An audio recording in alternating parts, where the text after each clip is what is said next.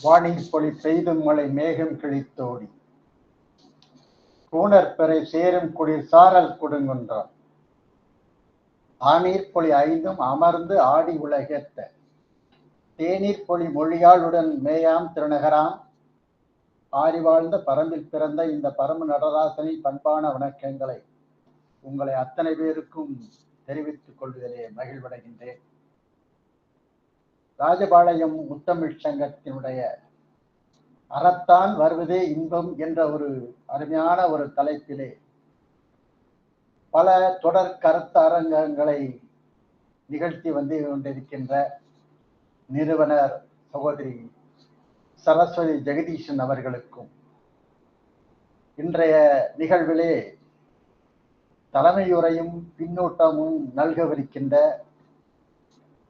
பேராசிரியர் முனைவர் அன்பிற்குரிய சகோதரர் இவாஞ்சலியின் மனோகரன் அவர்களுக்கும் இந்த நிகழ்வை அழகாக ஒளிப்பதிவு செய்து வந்து கொண்டிருக்கின்றன ஐயா அசோகன் சாமுவேல் அவர்களுக்கும் எனது அருமைக்கும் பாசத்திற்கும் உரிய உடன்பிறப்பு கவிஞர் ஜின்னா ஐயா அவர்களுக்கும் நல்ல அருமையான ஒரு பின்னூட்டத்தை நாளும் தந்து கொண்டிருக்கின்றன ஐயா கந்தன் ஐயா அவர்களுக்கும் என்னுடைய அன்பு கலந்த வணக்கத்தை தெரிவித்துக் கொள்வதிலே மிகவும் மகிழ்வடைகின்றேன்.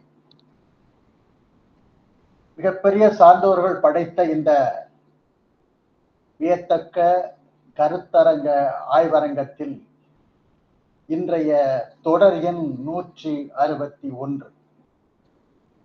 இந்த 161 நீங்கள் கூட்டினீர்கள் என்றால் 8 என்ற எண்ணை வந்து சேரும். இந்த 8 என்பது மனித வாழ்க்கையில் ஒரு மிக உன்னதமான எண்ணாக நமக்கு தெரிகிறது. என்ன காரணம் என்று கேட்டால், எங்கு தொடங்குகிறதோ அங்குதான் முடியும் அந்த எண்ணுடைய சிறப்பு. இந்த மனித வாழ்க்கையும் அப்படித்தான். எங்கு தொடங்குகின்றோமோ அங்குதான் முடியும். அதை உணர்த்துவதுதான் அந்த 8 சிறப்பாக நான் கருதுகின்றேன். சென்ற நிகழ்விலே பொதுமறையில் தமிழ்மறையில் பொதுமறை என்ற நிலையில் பல செய்திகளை நாம் பார்த்தோம். அதிலே சில குறிப்பிட்ட விஷயங்களை மட்டும் சொல்லி விடைபெற்றேன். இந்த செய்தியில் இந்த தலைப்பில் நிறைய செய்திகள் இருக்கின்றன. அதை சில செய்திகளை சென்ற நேரத்தில் பேசியதை தவிர்த்து இன்றைய புதியதாக சில செய்திகளை சொல்லி இந்த ஆய்வரங்கத்தை நிறைவேற்றலாம் என்று நினைக்கின்றேன். தமிழ் இலக்கிய வரலாற்றில் திருக்குறள், 4000 திவ்ய பந்தம் ஆகிய இரண்டும் இரு பெரும் கண்கள் போன்றவை. இவை இரண்டும் வெவ்வேறு காலகட்டங்களில் வெவ்வேறு பின்னணிகளில் தோன்றியிருந்தாலும் தமிழர்களின் வாழ்வியலையும் ஆன்மீகத்தையும் செழுமைப்படுத்தியதில் முக்கிய பங்கு வகிக்கின்றன. இவற்றுடைய சிறப்பையும் அவற்று இரண்டுக்குமே இணையான அந்த ஒற்றுமையையும் சென்ற நிகழ்வில் பார்த்தோம். அதனுடைய தொடர்ச்சியாகத்தான் இந்த நிகழ்வு அமைந்திருக்கிறது. திருக்குறளை உலக பொதுமறை என்று நாம் சொல்கின்றோம். அது எல்லோருக்கும் அறிந்த ஒன்று. ஆனால் 4000 திவ்ய பிரபந்தம் தமிழ் மறை என்று சொல்லப்படுகிறது. இன்னும் சொல்ல போனால் திராவிட வேதம் என்று இந்த 4000 பிரபந்தத்தை அழைக்கிறார்கள். 12 ஆழ்வார்களால் பாடப்பட்டு நாதமுனிகளால் தொகுக்கப்பட்ட இந்த 4000 பாடல்கள் தொகுப்புதான் இந்த 4000 திவ்ய பிரபந்தம் என்று சென்ற நிகழ்வில் எல்லாம் அதன் சிறப்பை பார்க்கிறோம். இந்த 2 நூல்களுக்கும் இடையே உள்ள ஒற்றுமை என்று பார்க்கின்ற பொழுது, தமிழுக்கு கதி என்று தமிழ் பெரியோர்கள் கூறுவார்கள். இதில் கா என்பது கம்பராமாயணத்தையும் தி என்பது திருக்குறளையும் குறிக்கும். ஆனால் அதே வேளையில் பக்தி இலக்கியத்தில் தமிழின் சுவையை உலகறிய செய்வதுதான் வைணமும் சைவமும். வைணவத்தில் 4000 திவ்ய பிரபந்தமும் சைவத்திலே 12 திருமுறைகளையும் உள்ளடக்கிய அந்த சிந்தனைகள் நிறைய இருக்கின்றன. இந்த 4000 திவ்ய பிரபத்தில் வள்ளுவன் ஆழ்வார்கள் எவ்வாறு ஊழ்வினையை பற்றி சொல்கிறார்கள் என்ற ஒரு செய்தியை நாம் பார்க்க வைக்கிறோம். ஊழ்வினை விதி அல்லது கர்ம வினை என்று நாம் சொல்கின்றோம். ஊழ்வினை என்பது தமிழ் கலாச்சாரத்திலும் தத்துவத்திலும் ஒரு மிக முக்கியமான ஒரு கோட்பாடாகும். எளிமையாக சொன்னால் நாம் செய்யும் செயல்களின் விளைவே ஊழ்வினை எனப்படுகிறது. இதற்கு என்ன காரணம், இதனால் என்ன விளைவு ஏற்படுகிறது, அதாவது ஆங்கிலத்தில் சொல்வார் காஸ் அண்ட் எஃபெக்ட் என்று சொல்வார்கள். அப்படி நாம் பார்த்தோமே ஆனால் நன்மை செய்தால் நன்மை விளையும், தீமை செய்தால் தீமை விளையும் என்ற விதியின்படி ஒரு மனிதன் தன் கடந்த காலத்தில் அல்லது இன்னும் சொல்ல போனால் முன் ஜென்மத்தில் செய்த நல்வினை மற்றும் தீவினை பயன்கள் அவனது தற்போதைய வாழ்க்கையை தீர்மானிக்கின்றன என்பதான் இதன் பொருளாக நான் பார்க்கின்றேன். இந்த ஊழ்வினை எத்தனை வகையை சார்ந்தது என்ற ஒரு கேள்வி நம்முள்ளே எழுகிறது. சைவ சமண தத்துவங்களின்படி வினைகள் 3 வகையாக பிரிக்கப்படுகின்றன. ஒன்று சஞ்சித வினை, 2 பிராரப்த வினை, 3 ஆகாமிய வினை என்று சொல்வார்கள் சைவ சமயம். இந்த சஞ்சித வினை என்பது தொகை வினை என்று தமிழிலே பொருள்படும். அதாவது பல பிறவிகளாக நாம் சேர்த்து வைத்துள்ள மொத்த வினைகளின் தொகுப்பு சஞ்சித வினை என்கின்ற தொகை வினை. அதற்கு அடுத்ததாக பிராரப்த வினை, அது நுகர்வினை என்று தமிழிலே சொல்லப்படுகிறது. பல பிறவிகளாக நாம் சேர்த்து வைத்த மொத்த வினைகளின் தொகுப்பு என்ற நிலை மாறி அந்த தொகுப்பிலிருந்து இன்று இந்த நடப்பு பிறவியில் நாம் அனுபவிப்பதற்காக பிரித்து எடுத்துக்கொண்டு வந்த வினை, இது பொதுவாகவே ஊழ் என்று நாம் அதை சொல்கிறோம். 3வது ஆகாமிய வினை, அதற்கு தமிழிலே ஏது வினை என்று சொல்வார்கள். இந்த பிறவியில் நம்முடைய தற்போதைய செயல், இன்றைய செயல்கள், நாம் இப்போது என்ன பண்ணி கொண்டிருக்கின்றோமோ, என்ன செய்து கொண்டிருக்கின்றோமோ, அந்த செயல்களால் நாம் புதிதாக சேர்த்துக் கொள்ளும் ஒரு வினை என்று ஆகாமிய வினை கூறுகிறது. தமிழ் இலக்கியத்திலும் ஆன்மீகத்திலும் ஊழ் என்பது ஒரு மிக முக்கியமான ஒரு கோட்பாடு. திருவள்ளுவர் அதை ஒரு அறிவியலாக பார்க்கிறார். ஆழ்வார்களோ அதை இறைவனின் அருளோடும் வினையோடும் இணைத்து பார்க்கிறார்கள். திருவள்ளுவர் அவர் ஊழை எப்படி காட்டுகிறார்? ஊழ் என்ற ஒரு தனி அதிகாரமே வள்ளுவன் படைத்திருக்கிறார். அதிகாரம் 38. ஊழ் என்பது ஒருவன் செய்த முந்தைய வினைகளின் பயன் என்பது அவருடைய கருத்து. உலகிலேயே ஊழை விட வலிமையானது வேறொன்றும் இல்லை என்பது திருவள்ளுவருடைய வாக்கு. ஊழிற் பெருவழி யாவுள மற்றொன்று சூழினும் தான் முன்றும் என்று அறத்துப்பாலிலே அவர் சொல்லுவார். ஊழை தடுக்க நாம் ஒரு வழியை சிந்தித்தால் அந்த ஊழ் நாம் நினைக்கும் வழிகளில் முன்னதாக வந்து நிற்கும், முன்னாடி வந்து நிற்கும். பொதுவாக இன்னும் சொல்ல போனால், விளக்கமாக நாம் அதை சொல்ல போனால், ஒரு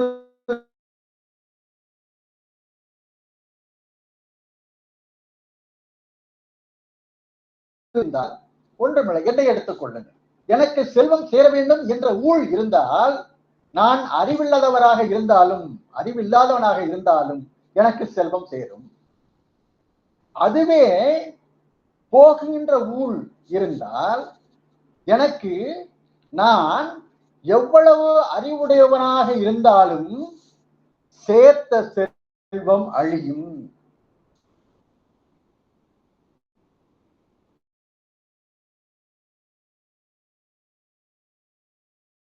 அதாவது அடைவதும் அறிவுடையவராக இருப்பதும் வெவ்வேறு ஊழ்வினையை பொறுத்து அமைகிறது. ஊழ்வினை என்பது சக்தி வாய்ந்தது என்பதை வள்ளுவன் ஒப்புக்கொள்கின்றான். நுண்ணிய நூல்பல கற்பினும் மற்றுந்தன் உண்மை அறிவே மிகும் என்று தன்னுடைய குரலிலே அவன் பறைசாற்றுகின்றான். ஒருவன் எவ்வளவு நுட்பமான நூல்களை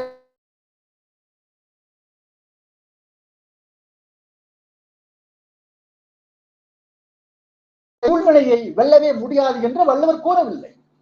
மனித முயற்சியால் விதியை வெல்ல முடியும் என்பது வள்ளுவன் நமக்கு தந்த ஒரு மிகப்பெரிய நம்பிக்கை. ஊழையும் உட்பக்கம் காண்ப உழைவின்றி தாழாது உயற்றுபவர் என்று ஆழ்வினையுடையமே சொல்றார். சோர்வில்லாமல் தொடர்ந்து முயற்சி செய்து உழைப்பவர்கள் தமக்கு தடையாக வரும் ஊழ்வினையையும்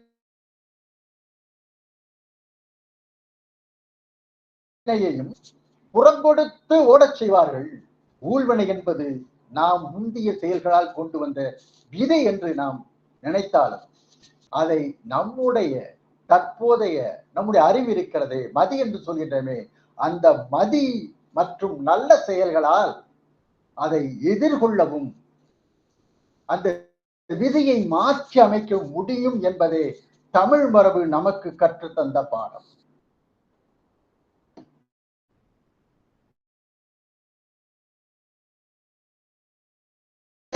ஊழ்வினை என்பது வெறும் தத்துவ கோட்பாடாகவோ அல்லது தப்பிக்க முடியாத ஒரு விதியாகவோ மட்டும் பார்க்கவில்லை. வைணவ மரபில் வினைகளின் பயனை 2 வகைகளாக பிரிக்கிறார்கள். ஒன்று அருவினை, மற்றொன்று வல்வினை. ஆனால் ஆழ்வார்கள் என்ன காட்டுகிறார்கள் என்றால் ஒரு தனித்துவமான பார்வை. அவர்களை பொறுத்த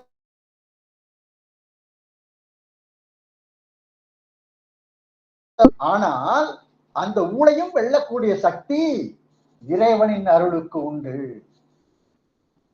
என்பது அவர்களுடைய முழுமையான ஒரு நம்பிக்கை. முற்பிறவில் செய்த வினை கர்மா என்று சொல்வார். நம்மை தொடர்ந்து வந்து கொண்டிருந்தாலும் இறைவனை சரணடைந்தால் அந்த ஊழ் சுடர்முன் பஞ்சு அழியும் என்பது ஆழ்வாருடைய வாழ்க்கை. திருமழிசை ஆழ்வாரின் நான்முகன் திருவந்தாதியிலே ஒரு அருமையான பாடல். அன்று நான் பிறந்திலேன், என்ன அழகான வரி. அன்று நான் பிறந்திலேன், பிறந்தபின் மறந்திலேன், நின்றதும் இருந்ததும் கிடந்ததும் என் நெஞ்சுள்ளே என்று திருமழிசை ஆழ்வார் பாடுவார்.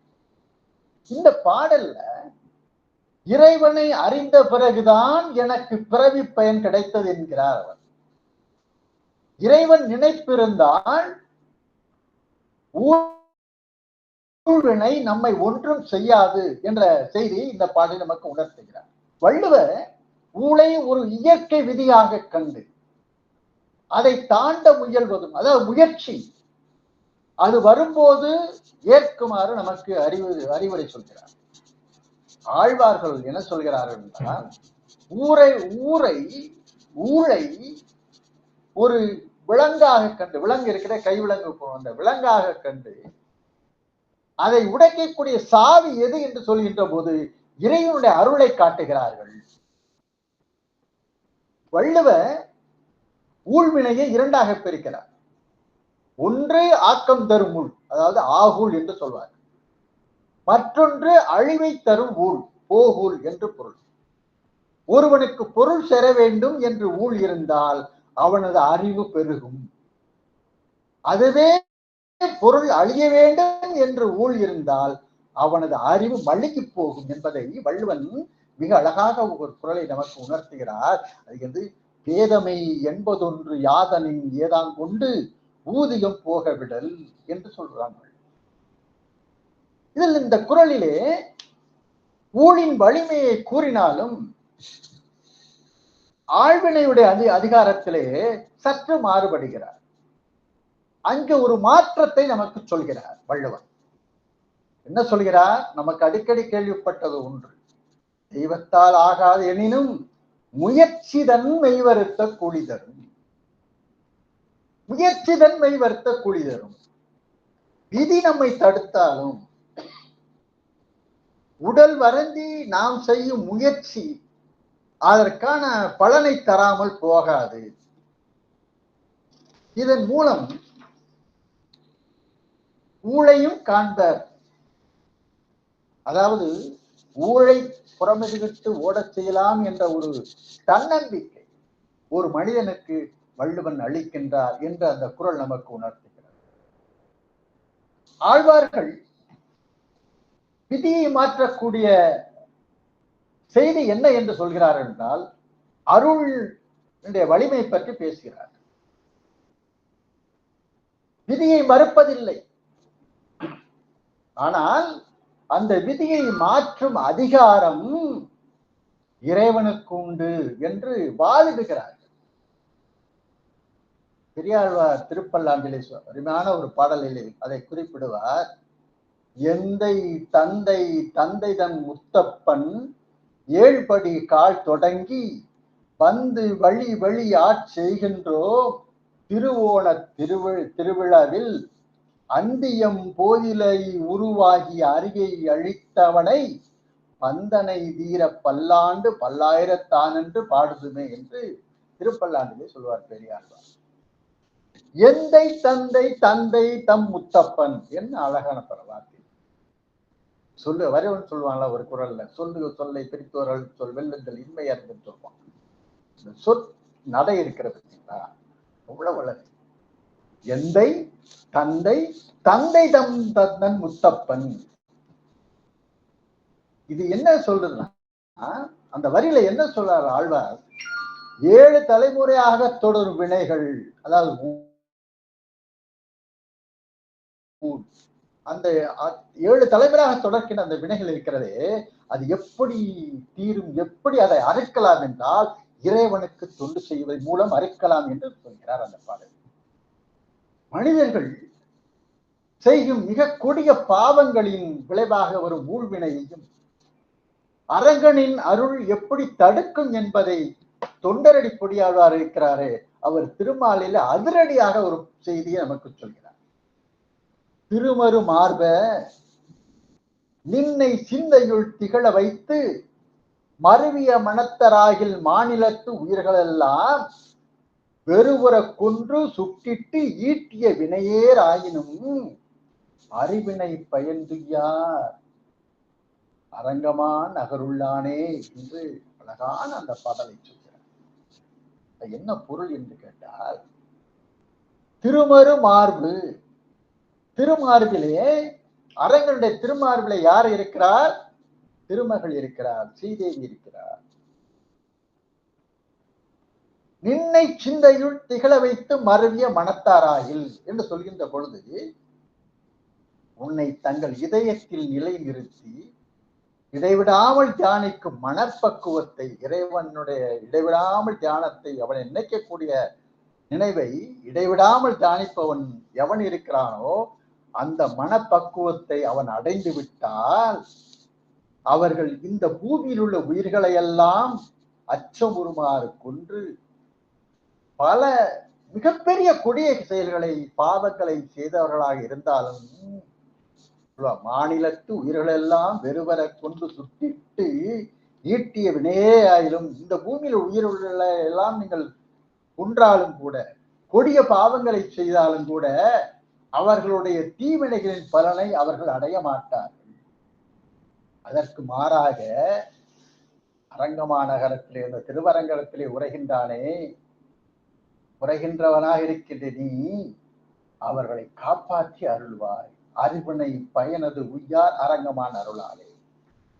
இந்த பாசுரம் நமக்கு என்ன உணர்த்துகிறது? இதுல என்ன முக்கியத்துவம்? பக்தியினுடைய மகிமை. எத்தகைய கொடிய பாவங்களை செய்தவனாக இருந்தாலும் இறைவனை முழுமையாக தன் மனதில் நினைத்து சரணடைந்து விட்டால் போதும், அவன் செய்த பாவங்கள் அனைத்தும் நீங்கி முக்தி பெறலாம் என்பதை இந்த பாசுரம் நமக்கு உணர்த்துகிறது. இதில் ஆழ்வார் என்ன பார்வை செய்கிறார், என்ன பார்வையை பார்க்கிறார் என்றால், பொதுவாக ஊழ்வினை என்பது செய்தே தீர வேண்டிய, அனுபவித்தே தீர வேண்டிய ஒன்று என்று உலகியல் தத்துவம் கூறும். பேச்சு வழக்கில் சொல்லி வினை செஞ்சா நீ அதை நீ அனுபவிச்சுட்டே ஆகணும்டா அப்படின்னு நம்ம பேச்சுல சொல்றோம். ஒருவனை பார்க்கின்ற பொழுதோ, ஒருத்தரை நாம பேசிக்கிட்ட பொழுதோ, ஒரு கொடிய பாவங்களை செய்கிற பொழுதோ அதை சொல்றோம், அந்த மாதிரி வார்த்தைகள் சொல்றோம். ஆனால் ஆழ்வார் என்ன சொல்றாங்கன்னா, எல்லாம் வேண்டாம், எம்பெருமானுடைய சரணாகதி அடைஞ்சிட்டீங்கன்னா அந்த சரணாகதி தத்துவத்தின் முன்னால் ஊழ்வினையாது தன்னுடைய பலனை இழந்து விடும், எஃபெக்டே இருக்காதுங்கிற. அதுல கம்பராமாயணத்துல நிறைய இடங்கள் அதை நான் பார்க்கிறேன். பொதுவாகவே ஒரு மனிதன் இறைவனிடத்திலே சரணடைந்து விட்டால் அவனுக்கு வருகின்ற எல்லா கஷ்டம், அது எந்த மதமாக இருந்தாலும் சரி, எந்த மதம், எல்லா மதங்களுமே இறைவனை சரணடைந்து விட்டால் நீங்கள் செய்த பாவங்கள் தீர்க்கப்படும் என்ற ஒரு செய்தி நாம எல்லா மதங்களையும் பார்க்கின்றோம். இந்த 4000 பிரபந்தத்தில் திருமங்கை ஆழ்வார் தன்னுடைய பெரிய திருமொழியில் நமது முற்பிறவி வினைகளின் தொடர்ச்சியா இருக்கும் ஒரே விதி, அதாவது வழி எது, நமக்கு விதி அது வழி எது என்று அவர் சொல்கின்ற பொழுது எம்பெருமாதான், இறைவன் தான் என்று உணர்த்துகிறார். பணமுளையாயர் மாத குரலோடு கட்ட அதனடு மோடி அடல் சேர் இணை மருதிற்று வீழ நடைகற்றதெற்றல் வினை பற்றோருக்கு விதியே. பெரிய திருமொழி 1990 பாடல். என்ன செய்தி அப்படின்னா, ஒரு வரலாறு படிச்சிருப்போம், எல்லாருக்கும் தெரியும். யசோதை கண்ணனை உரலோட கட்டி போட்டுறான். கட்டி போட்ட பிறகு கண்ணன் என்ன செய்யறான், அந்த குழந்தை என்ன செய்யுது, உரலை இழுத்துக்கொண்டு ஓடுது. ஓடுகின்ற பொழுது எதிர்த்தாப்புல ஒரு மிகப்பெரிய இரட்டை மருத மரம் இருக்கிறது, ரொம்ப வலிமை வாய்ந்த அந்த மருத மரம். ஓடும் போது அந்த இரண்டுக்கு நடுவிலே அந்த மரம் வந்து பட்டுக்கிறது. உரலுக்கும் கண்ணனுடைய கைக்கும் இடையில அந்த சங்கிலி வந்து உள்ள வந்து அந்த மரம் பட்டு நின்னுக்கிறது. அவை அந்த மரம் வேரோடு முறிந்து விழும்படி கண்ணனுடைய செயல் இருக்கிறதா. அப்படி வந்த கண்ணன், அந்த பரம்பொருள் தான் நம்மை தொடர்ந்து பற்றி கொண்டிருக்கும். அது மரத்தை சாய்க்கிற அளவுக்கு வலிமை வந்துருச்சு, சாய்ச்சிட்டானே வச்சுக்கலாம். அந்த பரம்பொருள் நம்மை தொடர்ந்து பற்றி கொண்டிருக்கும் அந்த தீய ஊழ்வினைகளின் பற்றை வேரோடு அறுக்கின்ற ஒரே வழி அந்த பரம்பொருளாகத்தான் இருக்கிறான். அதுதான் விதியாக நமக்கு இருக்கிறது. திருமங்கையாழ்வார் என்ன பார்க்கிறார் என்றால், இந்த பாடலிலே, அந்த பாடலை உற்று நாம் நோக்கின்ற பொழுது, மருத மரமாய் அந்த மருத மரம் 2 மருத மரத்தை சொல்றாங்க. அந்த 2 மருத மரம் என்னன்னு கேட்டீங்கன்னா, ஒரு காலத்திலே சாபம் பெற்ற நலகு பரமன் மணிக்கிரீவன் என்பவர்களுடைய முற்பிறவி அதனுடைய ஊழ்வினையால், அதாவது சாபத்தை, இதெல்லாம் சாபம் கொடுக்கறதெல்லாம் ரொம்ப வழக்கம். நம்ம நிறைய வரலாற்றுலாம் படிச்சிருக்கோம் ஆன்மீக இலக்கியங்கள், பக்தி இலக்கியங்கள்ல. அந்த ஊழ்வினையை எம்பெருமான் கண்ணன் எப்படி ஒரு லீலையினால் அறுத்தாரோ, அது போல அவனடி தொழுதும் அடியார்களுடைய கர்ம வினைகளையும் அவன் அறுப்பான் என்பது ஆழ்வார் காட்டுகின்ற நெறியாக நமக்கு விளங்குகிறது. அது மட்டுமல்ல, ஆழ்வார் பாசுரங்களில் ஊழ்வினையை எம்பெருமான் எவ்வாறு பொடி பொடியாக்கிறான் என்பதை விளக்கின்ற ஒரு அழகான பாசுரங்கள் நமக்கு இருக்கிறது. ஒரு மனிதன் இறைவனை கண்டுகொண்டு அவனடி சரணடைந்த பின்பு அவனுடைய பழைய வினைகள் அவனிடம் வந்து ஒட்டாது. அவை எந்த விதமான முகவரியும் தெரியாமல் ஓடிவிடும் என்பதை பெரியாழ்வார் தன்னுடைய வழக்கமான எளிய ஆழமான நடையில் நமக்கு அதை தருகிறார். துப்புடையாரை அடைவதெல்லாம் சோர்விட துணையாவரன்றே, உப்பிலேன் ஆகிலும் நின் அடைந்தேன் ஆணைக்கு நீ அருள் செய்தமையால், எய்ப்பு என்னை வந்து நலியும் போது அங்கு எய்ப்பு வந்து நலிய முதுமையாக வருகின்ற பொழுது அங்கு ஏதும் நான் உன்னை நினைக்க மாட்டேன். அப்ப வரும்போது அப்போதைக்கு இப்போதே சொல்லி வைத்தேன் அரங்கத்தரணவனை பள்ளியானே என்று பெரியாழ்வார் சொல்கிறார் திருமொழியிலே. இறைவன் ஆபத்து காலத்திலே துணையாக இருப்பார்கள் என்றுதானே உலகத்தார் செல்வாக்கு உள்ளவர்களை சரணடைகிறார்கள். ஆனால் அவர் என்ன சொல்றார் பெரியாழ்வார், எல்லாரும் ஆபத்தான இடத்துல செல்வந்தர்கிட்ட போய் சரணடைகிறாங்க. ஆனா நான் என்ன தெரியுமா, இந்த தகுதியும் இல்லாதவன். இவ்வளவு அழகு. நான் எனக்கு எந்த தகுதியும் கிடையாது. எங்கே வந்திருக்கேன்? உன்னை நாடி வந்து விட்டேன். ஒப்பிலேன் ஆகிலும் உன்னை அடைந்தேன். உன்னை வந்து அடைந்து விட்டேன். அது எப்படி இருக்கு தெரியுமா இந்த நிலைமை? அன்று ஒரு நாள் கஜேந்திரன் என்ற யானைக்கு முதலிடம் இருந்து அருள் செய்தவனை எந்நேரமும் உனக்கே அடிமை செய்து பார்க்கின்ற என்னுடைய அந்த தொல்வினை, பழைய வினையை, ஊர் வினையை நீ என்ன செய்தாய் தெரியுமா? அழகான பாடல் இந்த பாடல். அந்த ஊர் எனக்கு ஏற்பட்ட அந்த வினை, முன்வினை சேர்ந்த வினை நீ என்ன செய்தாய் தெரியுமா? ஒரு மூட்டையா கட்டி அதற்கு சீல் வைத்து, இப்ப நம்ம எல்லாம் பாக்குறோம், ஏதாவது ஒரு பிரச்சனைனா ஏதாவது ஒரு உடனே கதவை அடைத்து சீல் வச்சிடறோம். தாசில்தார் வருவாய்த்துறை அதிகாரியோடு சேர்த்து சீல் வச்சிடறோம் இல்லையா? அந்த ஊழ்வினை என்ன செஞ்ச, என்னுடைய ஊழ்வினைய மூட்டைய கட்டி வச்சு அதுக்கு ஒரு சீலை குத்தி, நறுக்குன்னு ஒரு சீலை குத்தி உன்னுடைய கையில் இருக்கிறது சுதர்சன சக்கரம். அது எப்படி தெரியுமா? செந்தழல் வாய். அதுக்கு என்ன அர்த்தம் பாருங்க தமிழ் மொழியில. அந்த சுதர்சன சக்கரத்துக்கு செந்தழல் வாய் என்ற அந்த எரியும் நெருப்பினில் தூக்கி போட்டு எரித்து விட்டாய். அந்த சக்கரத்தினால் அந்த நெருப்பில் போட்டு என் பல வினைகளை, முன்பிறவில் செய்த நான் கொடுமைகளை, வினைகளை, ஊழ்வினையை நீ எரித்து விட்டாய் என்று அந்த பாசுரத்திலே பெரியாழ்வார் சொல்கிறார். இந்த பாசுரத்தை என்ன சிறப்பு என்றால், நமது ஊழ்வினை பதிவுகளை எம்பெருமான் மொத்தமாக சுட்டரித்து விடுகின்றான் என்றுதான் பெரியாருடைய நயமாக இந்த செய்தி நமக்கு தெரிகிறது. இன்னொரு இடத்துல சொல்றார், அப்போதைக்கு அதே பாடல் சொல்கின்ற போது அப்போதைக்கு இப்போதே சொல்லி வைத்தேன் என்று சொல்வார். அன்னைக்கு வர வேண்டிய விஷயங்களை இன்னைக்கே சொல்லிட்டாயா? நீதானே எனக்கு இந்த ஊழ்வனையை நீனாலதானே போக்க முடியும். எப்ப?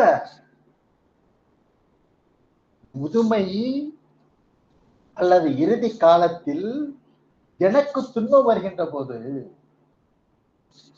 யாருக்கு துன்பம் வந்தாலும் அந்த இறுதி காலம் இருக்கிறது, முதுமை காலம் இருக்கிறது, அதுல வர்ற துன்பம் வந்து அந்த முதுமை காலத்தில் அந்த துன்பத்தை அனுபவித்தவர்களுக்கான அந்த வழி தெரியும். அந்த இறுதி காலத்தில் துன்பம் வருகும் போது இறைவனை என்னால் நினைக்க முடியாது. நான் எப்படி அந்த நேரத்தில் நினைக்க முடியும்? அதனால நான் இப்போதே உனக்கு சொல்லிட்டேன், இதுதான் என் நிலை, இப்போதே உன்னிடம் சொல்லி வைக்கின்றேன் என்று அந்த திருவங்க திருவரங்கத்திலே பள்ளி கொண்டிருக்கின்றானே, இன்று ஸ்ரீரங்கம் என்று அழைக்கப்படுகிறது. இந்த திருவரங்கத்திலே பள்ளி கொண்டிருக்கின்றானே அந்த அரங்கநாதன், அந்த அரங்கநாதனும் முறையிடுகிறார் பெரியாழ்வார். எவ்வளவு பெரிய விஷயம்.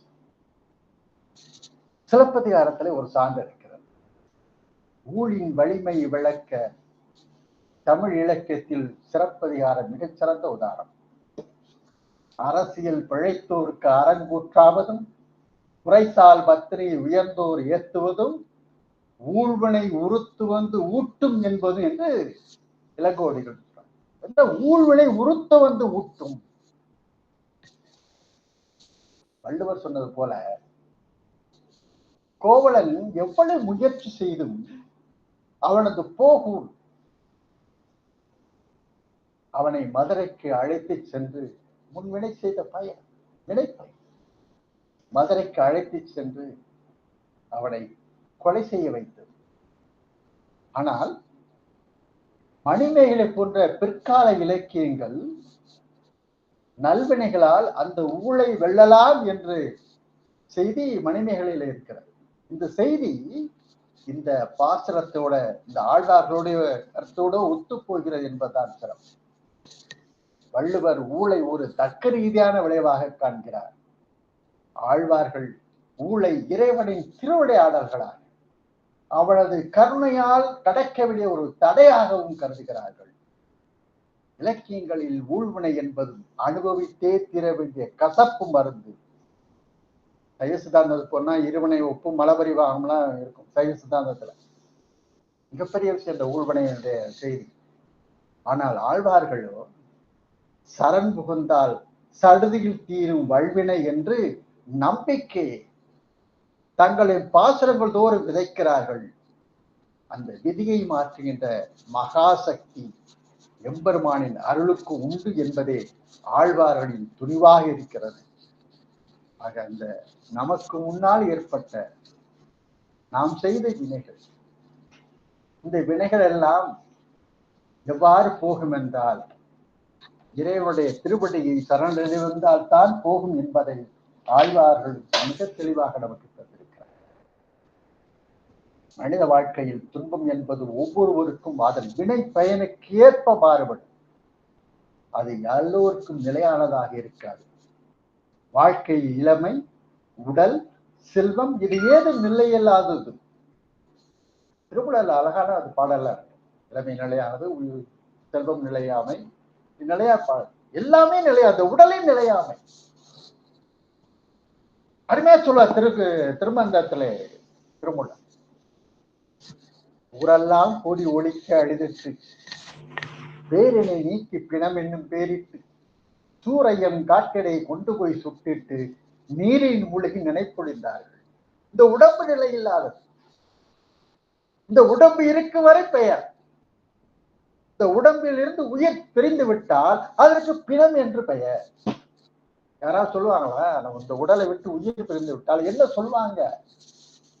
பேர் சொல்லியா சொல்லுவாங்க? பிணம் தான் சொல்லுவாங்க. சுடுகாட்டு தத்துவம் அது. ஆக இப்படி நல்லா இருந்தாரு, இப்படிலாம் சொன்னாரு, இவ்வளவு பெரிய நல்ல மனுஷனா இருந்தாரு, அவரை போல நாமனும் இருப்போம்னு சொல்லி எங்க வருவானா சுடுகாடு போறவரை இருப்பான். அந்த பிணத்தை எரிச்சுட்டானா அப்படியே வந்து மாறிடுவான். அந்த எண்ணம்லாம் கம்ப்ளீட்டா மாறிடும். அதான் சுடுகாட்டு தத்துவம். இத வல்லவன் என்ன சொல்றாரு? இந்த வாழ்க்கை இளமை, உடல், செல்வம் இது ஏதும் நிலையில்லாதது. வல்லவர் சொல்கிறார் துன்பத்தை இடும்பை என்று அழைக்கிறார். மனிதர்களுக்கு ஏற்படுகின்ற துன்பம் இருக்கிறது, அதை இடும்பை என்று அழைக்கிறார். இடும்பைக்கு இடும்பை வடுப்பர், இடும்பைக்கு இடும்பை படாதவர் என்று சொல்கிறார். துன்பம் சூழும் போது துவண்டு போகாதவர்கள் அந்த துன்பத்தையே துன்பத்தில் ஆழ்த்தி அதனை தோல்வியறச் செய்வார்கள். இந்த ஆழ்வார் என்ன சொல்றாரு தெரியுமா? பெருந்துயர் இடும்பையில் பிறந்து என்கிறார் ஆழ்வார். வாடினேன் வாடி வருந்தினேன் மனத்தால் பெருந்துயர் இடும்பையில் பிறந்து கூடினேன் கூடி இளையவர் தம்மோடு அவர் தரும் கலவியே கருதி ஓடினேன் ஓடி உய்வதோர் பொருளால் உணர்வனும் பெரும்பதமும் தெரிந்து நாடினேன் நாடி நான் கண்டுகொண்டேன். எதை கண்டுகொண்டேன்? நாடினேன், ஓடினேன். ஓடி உய்வதோர் பொருளால் உடன் பெறும் பதம் பதம் தெரிந்து, எனக்கு எல்லாம் தெரிஞ்சு போச்சு. இதுதாங்கிற எனக்கு தெரிஞ்சு போச்சு. நாடினேன், நாடி நான் கண்டு கொண்டேன். யாரை கண்டு கொண்டான்? எதை கண்டு கொண்டான்? நாராயணா என்ன நாமும். சிற்றின்பத்தை அந்த தவிப்பு இருக்கிறதே, இளையோர் தரும் சிற்றின்பமே கதி என்று அடைந்தேன் என்று ஆழ்வார் சொல்கிறார். கூடினேன் யாரோட? இளையவர் தம்மோடு. கதின்னு அலைஞ்சையானா யாரு? திருமங்கை ஆழ்வார். வள்ளுவன் சொல்வான் காமத்தப்பால்ல துறவு என்ற அதிகாரத்துல அந்த அவசியத்தை சொல்வார். உய்வதோர் பொருளால் உணர்வெனும் பெரும்பதும் தெரிந்து, அதாவது பிள்ளைக்கும் வழியாகிய உணர்வு, அதாவது உண்மையான அறிவை பற்றிய நிறுத்தமங்கை ஆள சொல்வார். வள்ளுவன் சொல்லுகின்ற போல சொல்வான், எப்பொருள் எத்தன்மையாயினும் அப்பொருளை மெய்ப்பொருள் காண்பதறிவு என்று வள்ளுவன் சொல்றார். மெய்ப்பொருளை காண்பதே அறிவு என்பதை ஆழ்வார் நாராயணா என்னும் அந்த மெய்ப்பொருளை கண்டதன் மூலம் மெய்ப்பிக்கிறார். பிறப்பு என்பது துன்பங்களின் தொடக்கம் என்பதை வள்ளுவனும் வலியுறுத்துகிறான், ஆழ்வார்களும் வலியுறுத்துகிறார். ஆழ்வார்களின் அனுபவம் வள்ளுவர் காட்டுகின்ற அறமா. வாடினேன் அந்த இடத்துல போறாரு, மன உளைச்சல். ஏன்? அந்த அறியாமையுடைய காரணம். அத வள்ளுவன் சொல்வான், அஞ்சுவது அஞ்சாமை பேதமை, அஞ்சுவது அஞ்சல் அறிவார் தொழில் என்று வள்ளுவன் சொல்வான். திருக்கடவுர் உய்ய வந்த தேவனார் தான் இயற்ற மெய்கண்ட சாஸ்திரத்துல திருக்களிப்படியால ஒரு செய்தியை சொல்வார். ஒரு நிமிடத்தில் நான் முடித்து விடுகிறேன். சார்புணர்ந்து சார்புகட ஒழுகின் என்றமையால் சார்புணல் தானே தியானமும் சார்புகட ஒழுகின் நல்ல சமாதியுமாய் கேத படவரோ தில்லை வினை பற்று என்று திருக்களிப்புப்படியால சொல்வார். ஒரு மனிதன் தன் வாழ்க்கையின் பெரும்பகுதியை வீணாக கழித்து விட்டு இறைவனின் திருநாமத்தை கண்டடைந்த போது ஏற்படுகிற அந்த மன மாற்றத்தை நிகழ்ச்சியில் அழகாக விவரிக்கிறது இந்த பாடல். திருமங்கையாழ்வார் நாராயணனை என்ற சொல்லையே கதியாக கொண்டார். நாவினால் இறைவனை துதிப்பதன் மூலம் அதனுடைய பயனை வள்ளுவன் என்ன சொல்கிறார் என்றால், தோளில் பொறியில் குணமிலவே என் குணத்தான் தாளை வணங்க தலை என்று சொல்வார். ஆழ்வார் என்ன சொல்கிறார்? நாராயணா என்னும் சொல்லை நான் கண்டு கொண்டேன், அது எல்லா நலனும் தரும், குளந்தரும் செல்வம் தந்திடும் அடியார் படுதுயர ஆகின எல்லாம் இளந்தரும் நீள் விசும்பருளும் அருளோடு பொருநிலம் அழிக்கும் வளர்ந்தரும் மற்றும் தந்திடும் பெற்றதாயினும் ஆயின செய்யும் நலந்தரும் சொல்லை நான் கண்டு கொண்டேன் நாராயணா என்று நான் என்ற ஒரு இடத்துல சொல்வார். ஆக செல்வம் பலம் தலம் ஆகிய அனைத்துமே இறைவனுடைய சேர்வதால் கிடைக்கும் என்பதை வள்ளுவன் தனக்கூமை இல்லாதான் தாழ் சேர்ந்தார்கல்லால் மனக்கவலை மாற்றல் இறுதி என்று சொல்வார். ஒரே ஒரு செய்தியை மட்டும் சொல்லிவிடுகிறேன். ஒரு உதாரணம் மட்டும். ஒரு வழிப்போக்கன் மிகுந்த தாகத்துணை ஒரு பாலைவனத்திலே நடக்கின்றான். வழியிலேயே எதிரே தென்படுகிறது ஒரு காணல் நீரை கண்டு அதுதான் உண்மையான நீர் என்று நம்பி அதை தேடி ஓடி ஓடி இழைக்கிறான். ஆனால் அங்கே தண்ணீர் இல்லை. தண்ணீர் இல்லை என்று தெரிந்ததும் அவனுடைய உடல் மனம் வாடி வருந்துகின்றான். அவன் போய்கொண்டிருக்கிறது ஒரு பெரிய சோலை தென்படுகிறது. அங்கிருக்கும் குளிர்ந்த நீரையும் கண்டடையும் போது அவனுக்கு எப்படி அந்த வறண்ட பாலைவனத்தை தாண்டிய சோலையிலே புகின்ற போது தண்ணீரை கண்ட போது அவனுக்கு எப்படி மன உணை இருக்குமோ, எப்படி அவனுக்கு நிம்மதி கிடைக்குமோ, அதை போன்றதுதான் திருமங்கையாழ்வார் நிலையாக அவர் வாழ்ந்திருக்கிறார். காணல் நீர் உலகின் இன்பங்களை, தண்ணீர் இருக்கும் சோலை இறைவனின் நாமம், அதுதான் நாராயணா. உலக மாயைகளில் சிக்கி தவித்த ஒரு உயிர் இறைவனின் நாமத்தை சொல்லத் தொடங்கின அடைகின்ற அந்த பரவசமும் பழைய தவறுகளை நினைத்து வருந்துவதின் இந்த பாடல் நமக்கு மிக தெளிவாக குறிப்பிடுகிறது. இதன் மூலம் நாம் என்ன அறிகிறோம்? வள்ளுவனும் ஆழ்வார்களும் இந்த கருத்திலே மிக ஒத்துப்போகிறார். ஒரு மனிதன் தன் வாழ்நாளின் பாதியை வீணடித்தாலும் மீதி பாதியை இறைவனுடைய திருநாமத்தை சொல்வதன் மூலம் அர்த்தமுள்ளதாக மாற்ற முடியும் என்ற நம்பிக்கையை இருவருமே தருகிறார்கள் என்று கூறி அழகான அந்த வாய்ப்பை தந்தமைக்கு என்ற உள்ளார்ந்த நன்றியை தெரிவித்து அந்த இறைவனின் தாழ்படிந்து விடைபெறுகிறேன். நன்றி, வணக்கம்.